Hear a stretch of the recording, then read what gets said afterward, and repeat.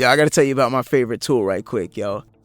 My favorite tool, Ryobi's Airstrike Nailer. That thing gets it done. It is so convenient to not have to haul around an air compressor. Got this long cord dragging, bumping into everything, knocking stuff over. When I tell you this thing is convenient, this thing is convenient. I think you get like 1,000 something shots off a single charge. I don't know, I'm not counting. I just pop a cartridge in and I'm good to go. I think I'm at like, I don't know, 4 or 5 projects now off a single charge. It's still not dead. This thing just keeps going. And I started thinking, I'm like, yo, I value this tool.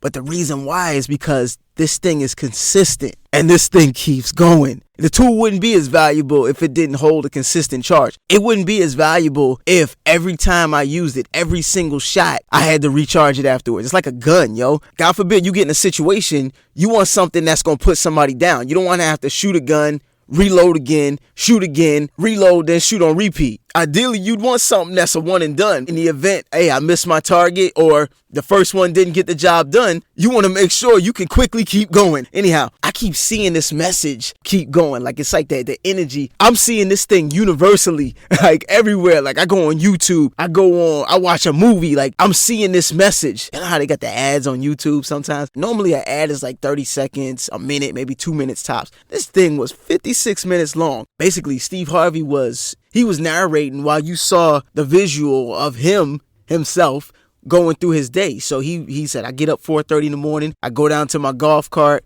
and I drive down to my studio where I record the morning show for about 4 hours. And you're actually seeing all this as he's narrating the process. This is his routine every single day, he said. He goes on to say, yeah, I have bad days, but I can't let bad days keep me in bed or keep me down. It's 9 million people waiting to hear what I got to say each morning. It's 9 million people depending on me to be their source of energy, inspiration, and motivation. As soon as he said that, I'm thinking in my mind, that's valid. You need to be able to do this. You need to be willing to do this every single day. It's people that need this every single day. Never mind who's not interested, who doesn't need this. That's fine. You're not doing it for them. You're doing it for those that need this. It's people that need to hear your voice every single day. It's people that's making that long commute to work while hearing your voice every single day. So you got to get up and do this joint every single day. And if you're not going to be committed to the few, how the hell are you going to be committed to many?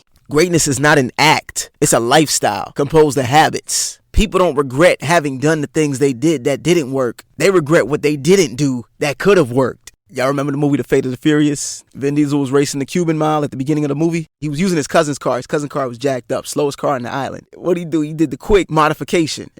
Take everything off. They stripped the car butt naked. He said, if it ain't the wheels of the engine, remove it. He's racing the fastest car on the island, and he's got the slowest car. The whole time, he's racing. They're trying to slow him down. At one point, they're throwing stuff in front of him, motorcycles and crap. And no matter what was thrown at him, his mindset was, yo, I'm winning this race no matter what. Gas pedal went up in flames. What'd he do? He stomped that gas and kept going, yo. He had that determination, like, yo, I'm crossing this finish line first. Yeah, so watching that joint the other day, like, immediately I got the takeaway that, yo, D, you need to keep going. To the point where this thing becomes like a rhythmic vibration where you just involuntarily, you develop a habit of it. You know what I mean? You don't even realize you're doing it. It's like it becomes musical. Matter of fact, that's what actually makes a great musician, is somebody that can keep going. You want to sustain that attack. So like a gunfight, you miss your attacker the first time, you prepare for the shot again. Let's say you limited on bullets, you know what I mean? The song is only but so long. You take a shot, you miss, and you keep on attacking every chance you get until you finally could get the melee attack.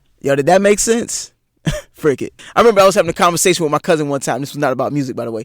I told him, I was like, yo, I effed up. And he was like, bruh, don't even acknowledge it. When you acknowledge stuff, that's when everyone else is able to acknowledge it. But yeah, like I said, even as it pertains to music, yo, that's what makes a great musician, is someone that is able to just keep going, not even acknowledge the mistake. The faster the recovery, this is the thing. No one else knows. And who's to say you made a mistake? You know what I mean? If you recover and you clean it up real quick, it could have been intentional. It's the great thing about music, is only the composer knows. So as long as you're grounded in the rhythm, if I'm deep in the pocket, pause. All right, scenario time. Dudes, you know how to keep going. When you deep in the pocket, you know how to keep going. You got a goal in mind, and you ain't stopping till you reach that goal. Like a warrior. Warriors don't make excuses. Warriors get it done. Heroes, even though sometimes they may be up late, still rise before the sun. You just got to keep in mind not to get too addicted to the fun. See, the thing about addiction is a power. It's a power that you make addiction work for you by assigning purpose to it. Once this thing has purpose assigned to it, now it becomes work. Now it's serving you. It's working for you. If it's something that's been working against you, as long as you assign purpose to it and make that thing work for you, eventually that thing will start to become restless, famished, exhausted. Bye-bye to the addiction once the fun is done. We dream without fear. Why then allow fear to get in the way of realizing our dreams? Old proverb says, wisdom is principle. Get it. But in all you're getting, make sure to get understanding. And if you're wise, you'll begin to understand you first, because you'll understand that it's necessary. It's necessary to change the microcosm of yourself in order to even have a shot at changing the macrocosm of society. That means you got to first be self-aware. You got to be aware of the fact that a lot of your nature, your tendencies are involuntary. And you don't shit on somebody for their involuntary tendencies. You don't go screaming at a baby for crying because that's their nature. They can't speak. That's how they communicate. Or pop a child for putting stuff in their mouth, a toddler, because that's their nature. They feel with their mouths. They're learning. Life is new to them. You ever just stop and ask yourself why you do the things you do? What is your, it's funny. I seen a quote recently that said, I'm going to frick this up too. Something to the effect that never trust words. Some people have sugar on their lips and venom in their hearts. And I'm like, I frick with that quote, That's me. I said, my zodiac sign is a Scorpio, full of venom. I'm toxic. That's why all I do is study personal development. I have to every single day fight against my own nature. Jordan Peterson, you should be an absolute monster, and then you should tame it. Truth be told, people respect venomous creatures. I know I do. If I don't have to put up a fight with a venomous creature, I'm not going to do that. You know what I mean? Unless it's absolutely necessary. You got to flip the switch. You got to realize, hold on, not everything that's said to be bad is actually a bad thing. And a major part of that requires not seeing things for face value. This is why it's necessary. Matter of fact, this is why it's vital to have understanding. I got 3 sons, my biggest sources of inspiration, okay? My biggest sources of inspiration, motivation, and expectation, because I expect great from my kids, but they also expect great from me, conversely. So I don't know if anybody's ever seen the movie Me, Myself, and Irene, but those kids, that's my kids. I'm not even trying to be funny. I'm not being braggadocious. Those are my kids, Them 3 geniuses, these kids. So my youngest, I'll be in the kitchen and I'll hear him on his tablet. He's got that joint on full blast. He's always on his tablet. I'm in the kitchen getting a snack or something, and I'm listening to whatever he's doing on the tablet, and I'm hearing the mitochondria goes in, and I'm like, the frick is this boy? What is he listening to? All he does is absorb information, information pertaining to animals, pertaining to nature and biology. This boy, he is into this stuff. He knows a lot. He's always coming up to me. He's 8. He's always like, yeah, did you know that bees do this and blah, blah, blah, and blah. He's telling me all the facts. He's breaking it down, I'm like, sometimes I'm like, what are you playing? He's like, it's called Little Alchemy. I'm like, oh, okay, that's what's up, My middle son, this boy is super athletic, He's more of a hands-on or a physical type of learner. Anything he touches physical or does physical, he playing ball, running, anything. He'll be in the backyard doing backflips. And I'm like, what you doing? He's like, I'm teaching myself how to do a backflip. Oh, okay, cool. Next thing I know, he's backflipping off of trees and stuff. I'm like, the frick are you doing? If I wake up to work out or go running in the morning, he's right there with me. Matter of fact, he's asking me the night before, hey, we going to the gym tomorrow, 6 a.m.? Yeah, so oftentimes I find myself having to take a step back and reevaluate how I go about parenting. So me and my kids will be in the middle of a dialogue, and I'll make a point. We'll be going back and forth, and they'll make a point stronger than my point. And I'm just like, yeah, you're right. I just got to shut up at that point. Yeah, you're right. It's supposed to be thinking, and think it's not the case all the time. Sometimes they get the better of me when it comes to the debates or the dialogue. Sometimes I get the better of them. So, if I lose one, it's like, all right, I take my loss, and all right, I'll catch him on the next one. Anyhow, my oldest son, this dude, when it comes to technology, this dude is a freaking mastermind. This dude is a genius. In our family room, we got an Xbox. That's a privilege for them. They do what they got to do. They can play Xbox. They play Xbox every day. But they got to do what they got to do first. The Xbox only has 2 controllers. He's like, all right, no biggie. I'll just, do this and that. He's like, oh, yeah. All right, I got the Xbox sunk to my phone. All right, now you can play the Xbox with the Wii controllers if need be, and vice versa. You can play the Wii with the Xbox controller. The other day we was in the car, he was on the phone with his brother, and I hear his brother telling him like, yo, stop freaking with the Xbox. And he's like, I'm not. He's like, yes, you are. Yo, I can see you doing. He's like, I know you're doing it from your phone. You keep doing this and doing that. So like, he's controlling the system. We're not even at the house. He's controlling the system. We're in the car, right? We're an hour from the house. He's controlling the system from his phone in the car. I'm like, this kid, oh my gosh. Earlier today, my middle son is like, yo, Julian's a genius.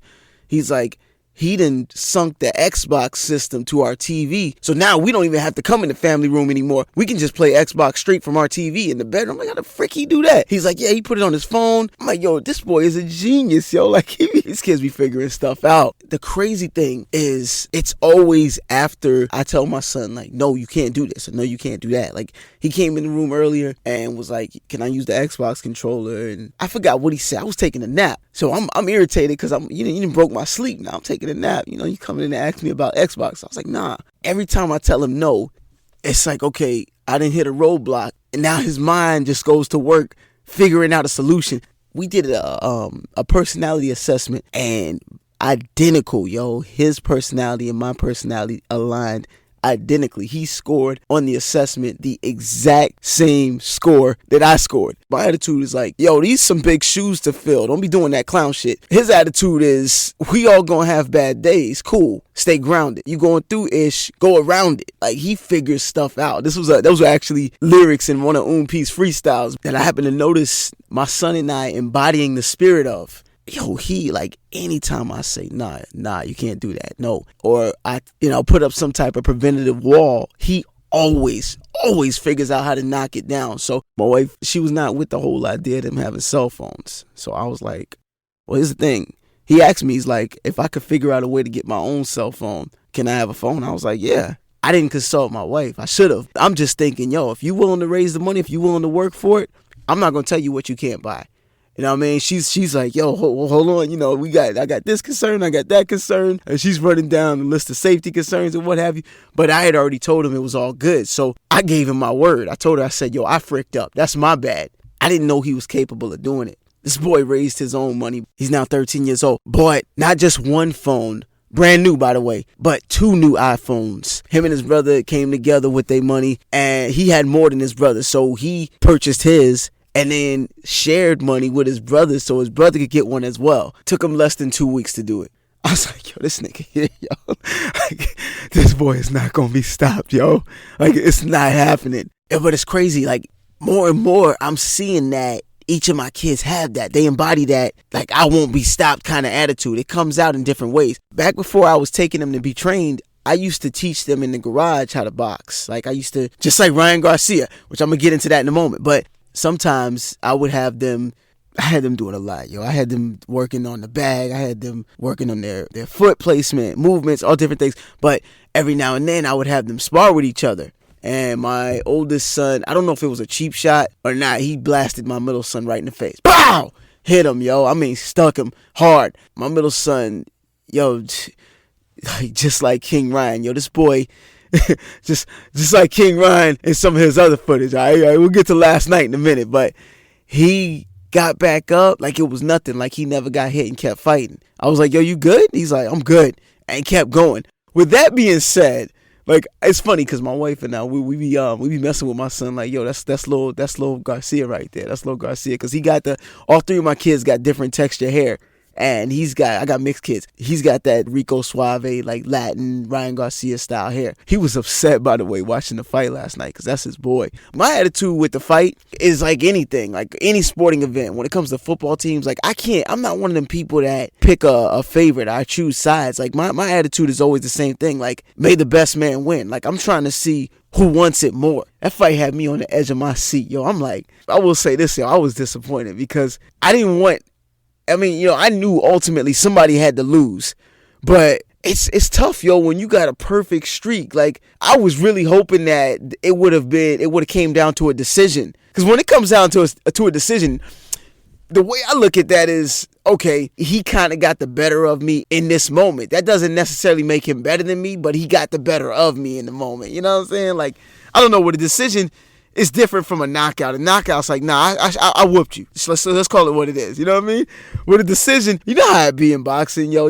People, even with football, people will say, oh, you know, they had the refs in their corner, or they paid the refs, or the judges. Like with a decision, when stuff comes down to decision, it sparks controversy. You know what I mean? So there's never like a true for everybody. I mean, all across the board, like, oh yeah, this was the man, this was the winner, yo. Like, nah, he's the best. Nah, you always gonna have people that's like, nah, yo, F that, he got robbed on one side of the spectrum, and then you gonna have, you know, the people that say, nah, he won that joint fair and square on the other side. Yo, wish there was no room for that in this particular situation, because this one, Tank clearly won the fight. I love the fact that his trainer wasn't calm with him in the corner. His trainer was like, yo, get at him, develop some motherfucking adrenaline. You giving him too much respect. This is the last thing I'm gonna leave you with. Giving people respect is essentially giving people energy. So before you respond to anyone, remember, your response is also your agreement to establish an energy connection with that individual. That energy connection may change your energy field and vibrational frequency. And that's just the power of speaking. Be mindful of who you let touch you, because energy transfer is real. And you can only win when your mind is stronger than your emotions, or simply put, how you feel.